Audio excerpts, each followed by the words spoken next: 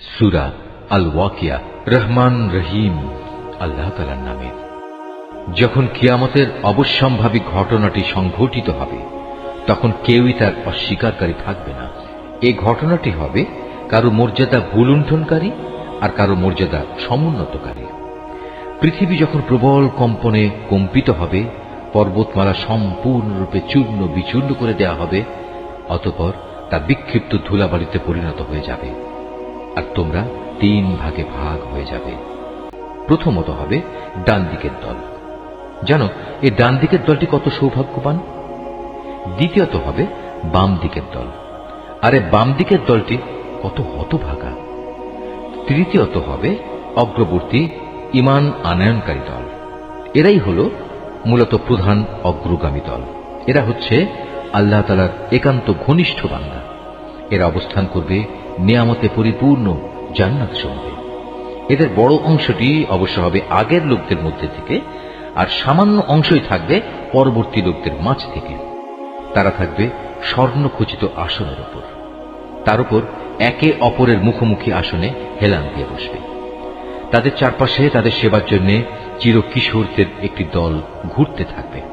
পানপাত্র ও প্রবহমান সুরা ভর্তি পেয়ালা নিয়ে এরা হাজির হবে। সেই সুরা পান করার কারণে তাদের কোনো শির পীড়া হবে না, তারা কোন রকম নেশাগ্রস্তও হবে না। সেখানে আরো থাকবে তাদের নিজ নিজ পছন্দ মতো বেছে নেওয়া ফলমূল, থাকবে তাদের মনের চাহিদা মোতাবেক রকমারি পাখির গোশত। সেবার জন্য মজুদ থাকবে সুন্দরী সুনয়না তরুণী দল। তারা যেন এক একটি সযত্নে ঢেকে রাখা মুক্তা। এর সব কিছুই হচ্ছে তাদের সেই কাজের পুরস্কার যা তারা দুনিয়ায় করে এসেছে। সেখানে তারা কোনো অর্থহীন প্রলাপ বা কথাবার্তা শুনতে পাবে না।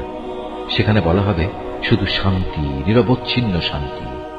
অতঃপর আসবে ডান পাশের লোক। আর কারাই ডান পাশের লোক? তারা অবস্থান করবে এমন এক উদ্যানে যেখানে থাকবে শুধু কাঁটাবিহীন বরই গাছ, থাকবে কাঁদি কাঁদি কলা, যার মনোরম ছায়া দূর দূরান্ত পর্যন্ত সম্প্রসারিত হবে, আর থাকবে প্রবহমান ঝর্ণাধারার পানি, পর্যাপ্ত পরিমাণ ফলমূল, এমন সব ফল যার সরবরাহ কখনো নিঃশেষ হবে না এবং যার ব্যবহার কখনো নিষিদ্ধও করা হবে না। আর থাকবে উঁচু উঁচু বিছানা। আমি তাদের বানিয়েছি বানানোর মতো করেই। তাদের একটি বৈশিষ্ট্য হচ্ছে আমি তাদের চিরকুমারী করে রেখেছি। আরেকটি বৈশিষ্ট্য হচ্ছে তারা হবে সব বয়সের প্রেম সোহাগিনী। এগুলো হচ্ছে প্রথম দলের ডান পাশের লোকদের জন্য। এই ডান পাশের লোকদের এক বিরাট অংশ হবে আগের লোকদের মাঝ থেকে, আবার অনেকে হবে পরবর্তী লোকদের মাঝ থেকেও, যারা হচ্ছে বাম পাশের লোক। তুমি কি জানো এ বাম পাশের লোক কারা? যাদের অবস্থান হবে জাহান্নামের উত্তপ্ত ও ফুটন্ত পানিতে এবং ঘন কালো রঙের ধোঁয়ার ছায়ায়। সে ছায়া যেমন শীতল নয়, তেমনি তা কোনো রকম আরামদায়কও হবে না। এরা হচ্ছে সেসব লোক যারা এর আগে দুনিয়ায় অত্যন্ত সুখ সম্পদে কাটাত। এরা জঘন্য পাপ কাজেও বারবার লিপ্ত হয়ে পড়ত। এরা বলতো, আমরা যখন মরে যাব এবং মরে যাওয়ার পর আমরা যখন মাটি ও হাড়ের সমষ্টিতে পরিণত হয়ে যাব, তখনও কি আমাদের পুনরায় জীবিত করা হবে? এভাবে আমাদের বাপ দাদা এবং পূর্বপুরুষদেরও কি জীবিত করা হবে? হে নবী, তুমি বলো, অবশ্যই আগে পরের সব লোককেই একটি নির্দিষ্ট দিনে একটা নির্দিষ্ট সময়ে অবশ্যই জড়ো করা হবে। অতঃপর কাফিরদের বলা হবে, ও হে পথভ্রষ্ট ও এ দিনের আগমনকে মিথ্যা প্রতিপন্নকারী ব্যক্তিরা, দুনিয়ায় যা অর্জন করেছ তার বিনিময়ে আজ তোমরা ভক্ষণ করবে জাক্কুম নামক একটি গাছের অংশ। অতঃপর তা দিয়েই তোমরা তোমাদের পেট ভরবে। তারপর তোমরা পান করবে জাহান্নামের ফুটন্ত পানি।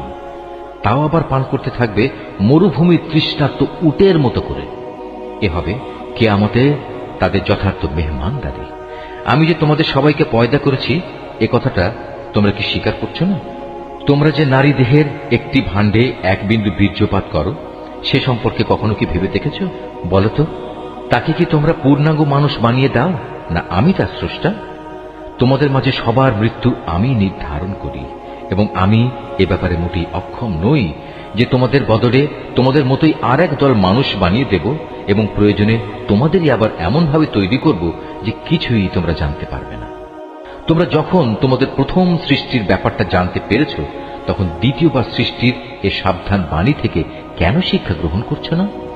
তোমরা জমিনে যে বীজ বপন করো সে সম্পর্কে কি কখনো চিন্তা করেছ? তা থেকে ফসলের উৎপাদন কি তোমরা করো, না আমি তার উৎপাদক?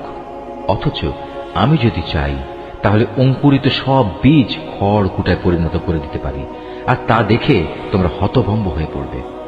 তোমরা বলতে থাকবে, হায়, আজ আমাদের তো সর্বনাশ হয়ে গেল, আমরা তো জমিনের ফসল থেকে আজ বঞ্চিত হয়ে গেলাম। কখনো কি তোমরা সেই পানি সম্বন্ধে চিন্তা করে দেখেছ যা তোমরা নিত্য পান করো? বলতে পারো, আকাশের মেঘমালা থেকে এ পানি কি তোমরা বর্ষণ করো, না আমি এর বর্ষণকারী? অথচ আমি চাইলে এ সুপেয় পানি লবণাক্ত করে দিতে পারি। এসব কথাবার্তা জানা সত্ত্বেও তোমরা কেন আমার কৃতজ্ঞতা আদায় করছো না? আগুন যা প্রতিদিন তোমরা প্রজ্বলিত করে থাকো, তা কি কখনো ভেবে দেখেছ তার মধ্যে আগুন জ্বালানোর গাছটি কি তোমরা সৃষ্টি করেছ, না আমি এর স্রষ্টা? মূলত আমি একে সভ্যতার নিদর্শন করে রেখেছি এবং একে ভ্রমণকারীদের জন্য প্রয়োজন পূরণের সামগ্রী বানিয়ে দিয়েছি। অতঃপর হে নবী, এ সব কিছুর জন্য তুমি তোমার মহান মালিকের মহান নামের মাহাত্ম্য ঘোষণা করো। অতঃপর আমি শপথ করছি অস্তাচলের তারকাপুঞ্জের, সত্যি আমার গোটা সৃষ্টি নৈপুণ্যের আলোকে এ হচ্ছে এক মহান শপথ। যদি তোমরা জানতে, অবশ্যই কোরআন এক মহামর্যাদাবান গ্রন্থ। এটি লিপিবদ্ধ রয়েছে একটি সযত্নে রক্ষিত গ্রন্থে। পূত পবিত্র ব্যতি রেখে তাকেও স্পর্শও করতে পারে না, কেননা তা নাজিল করা হয়েছে সৃষ্টিকুলের মালিক আল্লাহ তাআলার কাছ থেকে। এ সত্ত্বেও তোমরা এই গ্রন্থের আনিত বাণীকে সাধারণ কথাই মনে করতে থাকবে এবং মিথ্যা প্রতিপন্ন করাটাকেই তোমরা তোমাদের জীবিকা আহরণের মাধ্যমে বানিয়ে নেবে। হ্যাঁ, যখন কোনো মানুষের প্রাণ তার কণ্ঠ নাড়িতে এসে পৌঁছে যায়, তখন কেন তোমরা অসহায়ের মতো তাকিয়ে থাকো? এ সময় তো বরং তোমাদের চাইতে আমি সেই মুমূর্ষ ব্যক্তির বেশি কাছে থাকি, কিন্তু তোমরা এর কিছুই দেখতে পাও না। তোমরা যদি এমন অক্ষম নাই হও, তোমরা যদি তোমাদের ক্ষমতার দাবিতে সত্যবাদী হও, তাহলে কেন সেই বেরিয়ে যাওয়া প্রাণ পুনরায় তার দেহে ফিরিয়ে আনো না? হ্যাঁ, যদি সেই মৃত ব্যক্তিটি আল্লাহর নৈকট্য প্রাপ্ত প্রথম দলের একজন হয়ে থাকে, তাহলে তার জন্য থাকবে আরাম আয়েশ, উন্নত মানের আহার্য ও নিয়ামতে ভরপুর এক চিরন্তন জান্নাত।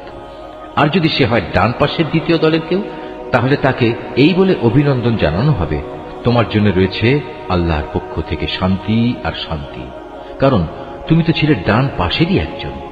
আর যদি সে হয় আল্লাহ তাআলাকে অস্বীকারী মিথ্যাবাদী পথভ্রষ্ট কোনো ব্যক্তি, তাহলে ফুটন্ত পানি দ্বারা তার আপ্যায়ন করা হবে এবং সে জাহান্নামের কঠিন আগুনে উপনীত হবে।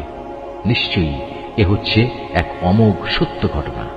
অতএব আযাব থেকে বেঁচে থাকার জন্য হে নবী, তুমি তোমার মহান মালিকের পবিত্র নামের তাসবিহ পাঠ করো।